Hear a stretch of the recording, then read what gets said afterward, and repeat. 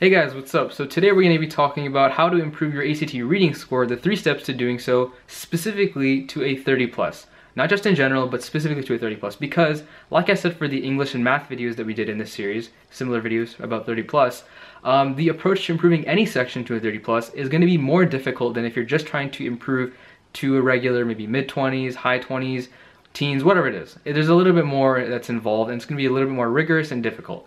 So that's why we're making a specific video series devoted to those specific set of skills or procedures, right? So now in general, the approach that I actually have is 4 steps, but 3, you can just combine 2 of them into 1. It doesn't matter. But I'm going to be giving you a set of steps that you can follow step by step, one by one, chronologically, to get the improvement that you're looking for. Now, you might be asking, what is the difference between if, let's say, you want to improve to a 25 versus a 31? Well, mainly it's the amount of practice that you're going to have to do. Because that's probably the main thing. But there's a couple other things that I'm going to throw in that'll give you a little bit faster improvement. Not just like improving, but not just improving and practicing more, but also like how do you expedite the improvement and accelerate it. Also, I will say that this is probably one of the hardest sections to improve to a 30 plus. I barely made it. I was at a 31. That was my highest, and I'm very proud of that. Coming from a 16, okay? I came from a 16. And it took me a lot of work to get to a 31. And these are the things that I found most success with. But most students who struggle with ACT reading, which is actually all students, most students will have a decent bit of work to do to get to this 30 plus range, okay? So just keep those things in mind. It's gonna be hard. And these things will help you at least navigate that to the best of your ability through this maze of ACT reading. All right, so let's get to the steps. First step, you need to find a reading method that works for you. There are a million different ways, more like 5 to 10 different ways to approach the ACT reading exam. I'm just talking about like reading the passage, not the questions. Forget the questions. We'll get to that later. But for just reading the passage, there's a few different ways to go about it. Well, one way is to just read in depth. Everyone's tried that, and everyone saw, except for like 1% of people, everyone saw that it doesn't work, right? Because it takes too much time. And most people, like myself, like you probably, we're slow readers. So reading in depth takes too much time, and that doesn't give you enough time for the very challenging questions that follow the passage. So reading in depth, that's one method for reading that doesn't really work. Another way to do it, and this is actually a category of ways to do it, is to skim, or use our method, we call it passage glancing, kind of a more descriptive way to describe skimming. But the idea is you want to read faster. You're kind of glancing through the passage, not necessarily taking in everything. In terms of what this could look like, one way to do it is just skim everything, like read in depth, but do it at like 1.5x speed, so you're just speeding everything up a bit. That might be pretty hard if you're a slow reader like myself. Another way to do it is to like take your passage and like read the first paragraph in depth, skim everything until the last paragraph, which you also read in depth. That's one way to do it. The method that I like, and this is just another way to go about it. You don't have to do this, but the method that I like is literally randomly pick and choose sentences to skim or skip or even like read in depth. So like if I go through a passage, I might like read in depth the first couple of sentences, then I might skim the next couple, then I might read in depth, then I might even skip, like totally skip a couple of lines. I might, if I can kind of predict or infer what's going to be talked about in them, then I'll just be like, yeah, I don't really need this. So I'll just completely skip a couple lines maybe, or maybe 2 or 3 lines, whatever it is. And then I'll go back to reading in depth and I'll skim. Like you literally randomly go about it that way. If you want to see what this looks like, that's literally what I do in the demo videos that we have on our channel. And I might link one of them in a card or something. But these are different ways that you can go about it, and that's my point here. You need to find a method that works for you.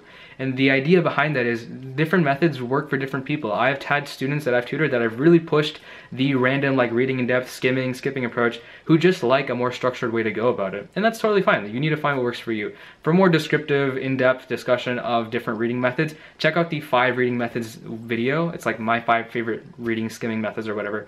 You can check that out. That has more information and stuff like that. And if you want demos, we have that on our channel too. So check that out as well. I'll make sure to link it. If I forget, then I'm sorry, because I have a lot on my mind. But moving on. So first thing is find a reading method that works for you. Second thing is find a timing method that works for you. Generally, the timing strategy is simple, unless it's too hard. So let me describe it. The first method, the one that I recommend you do, I mean, if you're going for 30 plus, you have to do this actually. So forget this. This is the one method you have to follow. If you're going for 30 plus, you need to just divide it up evenly. That's it. If you're willing to compromise, sure, you can take maybe a little bit extra time on 3 passages and then kind of compromise 1, but you're gonna also compromise your score. So probably don't wanna do that. What you need to do is work towards 8 minutes and 45 seconds for each passage and its associated questions. And that means typically 2 to 3 minutes for skimming the passage or reading in depth, whatever it is, and then the rest of those 5 to 6 minutes are devoted to the questions. That's it. That's all it is. I mean, you can give more time to reading the passage. I would not recommend doing that because it tends to be a bit too much time and there's a lot of questions, right? So you need to have enough time for those questions. You could take less time for the passage, but I've never seen someone succeed with an approach that's faster than 2 minutes. So 2 to 3 minutes, very healthy range. If it's a really hard passage, you're closer to 3 minutes. If it's a very easy one, closer to 2 minutes. Generally, you're going to be closer to 3 minutes. That's what most students do, and that's what I do. Okay, so keep that in mind. 2 to 3 minutes passage, 5 to 6 minutes questions, and then the whole thing is 8 minutes 45 seconds. All right. And in order to time yourself, one strategy is when you're practicing, keep a timer. Like actually have you can even use your phone, okay, for practice, it's fine. I used to do this. But have your phone like clock app open up. It starts at 0, you press the button, and it goes all the way up to 35 minutes. So after 8 minutes, 45 seconds, you're done with passage 1. You gotta move on. That's it, you're done. After 17 minutes and 30 seconds, which is just 8:45 times 2, then you are done with passage 2. And then you keep going through. The next one is 26:45, 26 minutes, 45 seconds, and then the last one is just obviously 35. So go through it that way. That'll help you like structure it out, and you keep looking back at the clock every couple minutes, at least every couple minutes, to make sure you're on time, right? And as you practice this more, you'll get an idea of, okay, if I go at this speed, if I know, you kind of just know how fast you're going. If you feel like you're going a certain speed, you'll know that like, okay, I'm going a bit too slow or too fast, or I'm going just the right speed, right? So that's the first 2 things out of the 3, 4 steps that I have. Find the right reading method, find the right timing method. And I kind of just gave you one that works for most students. The next thing is watch our demo videos. This isn't really a step, but I kind of already mentioned this. It'll help you actually find the right reading method, so I guess you can just include that in step 1. But find the right, watch the demo videos, because that'll give you an idea of what this strategy looks like, what the annotation strategy looks like. I didn't touch on that yet, but you should try annotating. Because it helps you get more focus on the passage, and it'll actually help you like write down important ideas and record them. So if you want to see what this looks like, if you want to see what the strategies, the different reading methods that I recommend, if you want to see what they look like, watch the demo videos. Again, if you just type in 5 Academy ACT Reading on YouTube, you should find something will rank pretty high. Okay, so just check those out, or just go to our channel, click below, wherever it is. Okay, so check those out. That'll help you see what the strategy looks like, so you know what to do. All right. Otherwise, you're kind of just shooting in the dark if you don't really know what you're doing, and that's unfortunately what a lot of students do. All right. And the last thing is you got to practice the heck out of this. Usually 8 to 12 exams. That's for every section, but especially for reading, practice is the way that you're going to improve. There aren't really skills here. I know there's question types, and we've made videos about question types, but question types are not necessarily the same thing as skills. I know we call them skills, but just bear with me here, okay? There's question types, so you can get used to the question types by like getting familiarity with them, by looking at them or seeing examples, but the best way to do it is just to take exams, okay? Just take exams, get better at the passage glancing, skimming, reading in depth, whatever you're doing, and that'll help you to develop a score, not just develop a good score and get it maybe once or twice, but get it again and again and again, okay? So 8 to 12 exams minimum. That's what I generally tell students.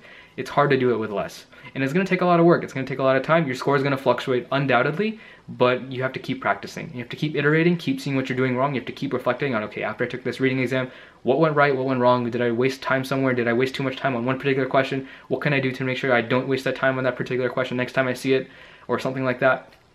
There's a lot of things to this, so you're going to have to figure that out on your own. If you want any help with this, or if you want any more demos of what this looks like, or if you want to work with me one-on-one to help you improve your reading score or any score, then feel free to head to our website. We have a program that students are using that have helped students improve 5 to 9 points within just a few weeks.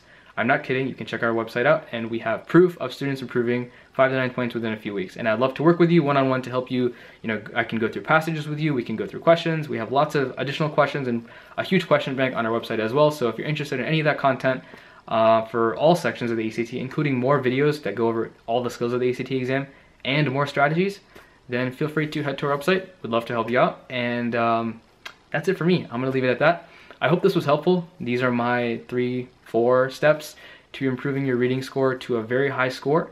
If you can do this, if you can just practice a ton and, you know, just get the test down, even get through, the hardest part about this is getting through the fluctuation. If you can get through the fluctuation to the point where you're at least scoring where you want to score a few times, if you've done it a few times, then I think you're set. Your score is going to fluctuate, maybe even at the end of it, at the end of the whole cycle, but getting through that middle fluctuation part, kind of halfway through your prep for the reading exam, maybe through exams like out of the 12, the middle few, that's the hardest part. I think that's what separates the students that score very high from the students that score in the middle, whatever the middle is for you. So I'll leave it up to you for that.